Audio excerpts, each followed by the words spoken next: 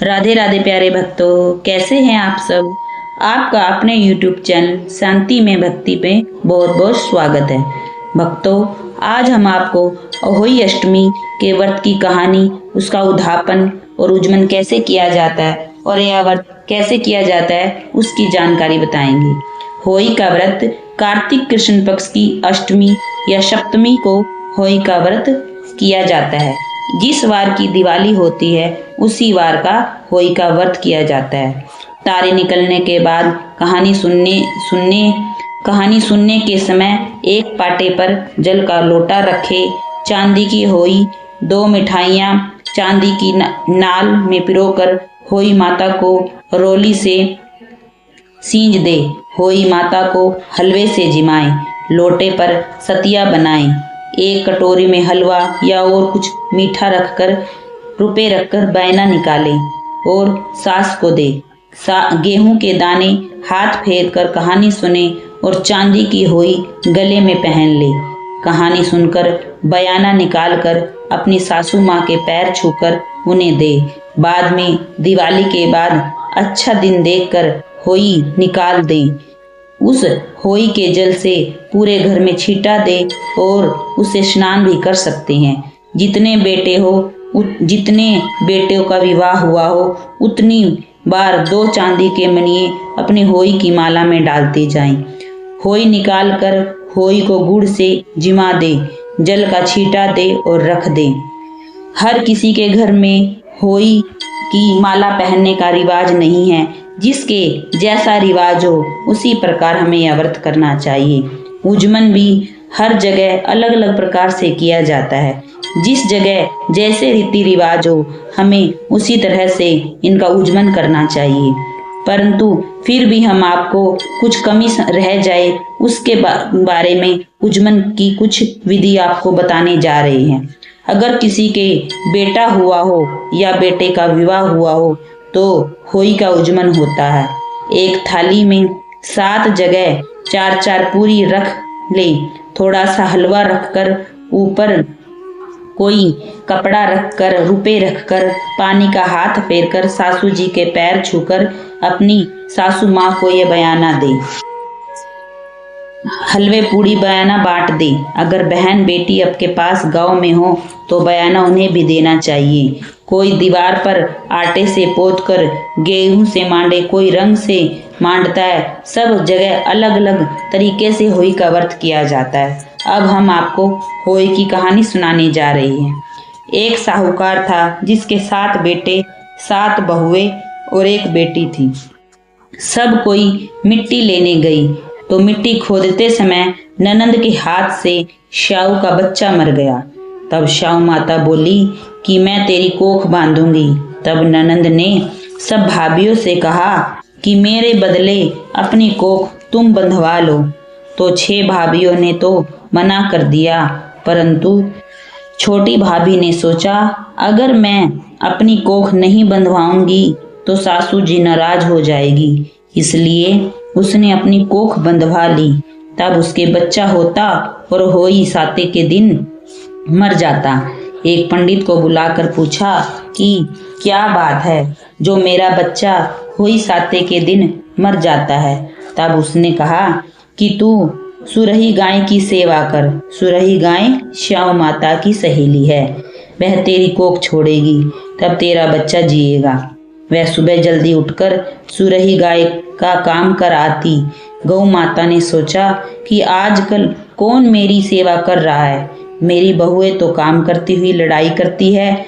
तो गौ माता ने सुबह उठकर देखा कि साहूकार के बेटे की बहू है जो सारा काम कर जाती है।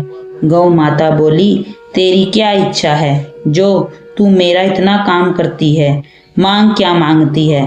तो साहूकार की बहू बोली मुझे वचन दो। तो गौ माता ने वचन दे दिया। तब वह बोली कि श्याऊ माता तुम्हारी सहेली है और मैं श्याऊ माता ने मेरी कोख बांधी है, सो तुम मेरी कोख छुड़वा दो। तब गौ माता ने 7 समुंदर पार अपनी सहेली के पास जाने लगी तो रास्ते में धूप थी। एक पेड़ के नीचे बैठ गई। थोड़ी देर में एक सांप आया और पेड़ पर गरुड़ पंखनी का बच्चा था, जिसको डसने लगा। तो साहूकार की बहू ने सांप को मारकर ढाल के नीचे दे दिया और बच्चे को बचा लिया। गरुड़ पंखनी आई और साहूकार के बेटे की बहू को चोंच मारने लगी, तो वह बोली कि मैंने तो तेरा बच्चा नहीं मारा, यह सांप तेरा बच्चा मार रहा था, मैंने बचाया है। तब गरुड़ पंखनी बोली कि तू क्या मांगती है?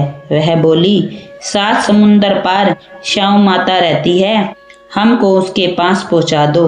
तो गरुड़ पंखनी ने उन्हें अपनी पीठ पर बिठाकर श्याम माता के पास पहुंचा दिया।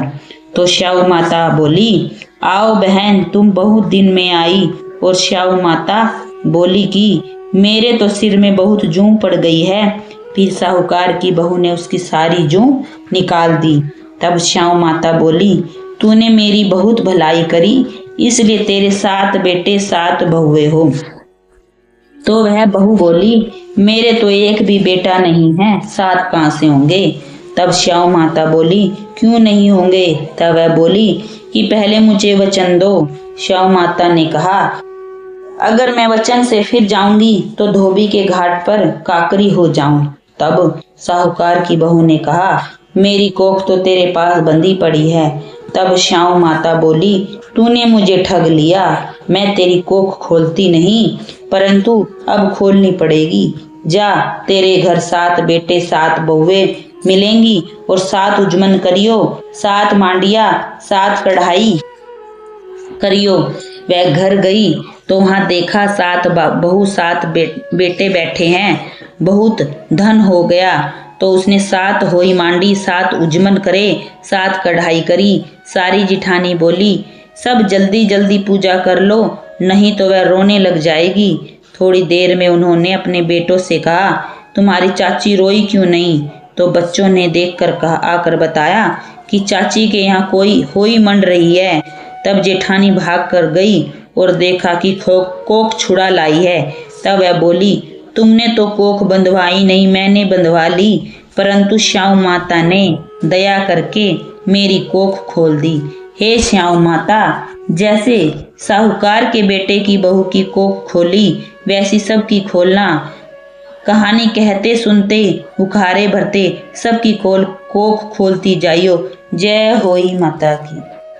होई की कहानी सुनने के बाद हमें विनायक जी यानी कि गणेश जी की कहानी भी जरूर सुननी चाहिए, क्योंकि गणेश जी की कहानी के बिना होई माता की कहानी अधूरी मानी जाती है। एक बार विनायक जी महाराज के एक चुटकी में चावल और एक में दूध लेकर घूम रहे थे और कह रहे थे कि कोई मेरी खीर बना दो, कोई मेरी खीर बना दो। तो एक बुढ़िया माई बोली, लाओ मैं आपकी खीर बना देती हूँ। तो वह एक कटोरी ले आई। तब विनायक जी बोले कि बुढ़िया माई, कटोरा क्यों नहीं लाई, भगोना ला कर चढ़ा दे। तब बुढ़िया माई बोली, इतने बड़े का क्या करेगा, कटोरा ही बहुत है। तो विनायक जी ने कहा कि तू चढ़ा तो देख। तो बुढ़िया माई ने भगोना चढ़ा दिया और चढ़ाते ही वह दूध से भर गया। फिर विनायक जी ने कहा, मैं बाहर जाकर आता हूँ, तू खीर बनाकर रख दियो। खीर बनकर तैयार हो गई, परंतु विनायक जी महाराज नहीं आए। तो बुढ़िया माई का लालच आ गया और वह दरवाजा बंद करके खीर खाने लगी और बोली, विनायक जी महाराज भोग लगाओ, और खीर खाने लगी। इतने में विनायक जी आए और बोले, बुढ़िया माई खीर बना ली? तो बुढ़िया बोली, हाँ, आकर जीम लो। तो विनायक जी बोले, मैंने तो जीम लिया, जब तू जीमने लगी तभी मैंने भोग लगा लिया था। तब बुढ़िया माई बोली कि तुमने तो मेरा पर्दा हटा दिया, परंतु किसी और का पर्दा मत हटाना। तब विनायक जी महाराज ने खूब धन दौलत भर दिया। हे विनायक जी महाराज, जैसे बुढ़िया माई को दिया वैसा सबको देना, कहते सुनते हुकारे भरते सब परिवार को सब कुछ देना। बोलो विनायक जी महाराज की जय, ओही माता की जय। मैं आप सबके लिए भगवान गणेश जी से प्रार्थना करती हूँ, हे गणेश जी महाराज, आपके सभी भक्तों पर अपनी कृपा दृष्टि इसी तरह बनाए रखना, सभी के घर में अन्न धर्म भंडार बनाए रखना, सबका कल्याण करना। इस कहानी को सुनने वाले सभी भक्तों पर अपनी कृपा दृष्टि बनाए रखना। प्यारे भक्तों, आप सबका हमें बहुत प्यार मिल रहा है। इसी तरह की और भी कहानियाँ और वीडियो को सुनने के लिए आप हमारे चैनल को सब्सक्राइब कीजिए और चैनल को लाइक कीजिए। और आपको और भी किसी विषय में कहानी या और कुछ जानकारी चाहिए तो आप कमेंट में लिख सकते हैं। राधे राधे, राधे राधे।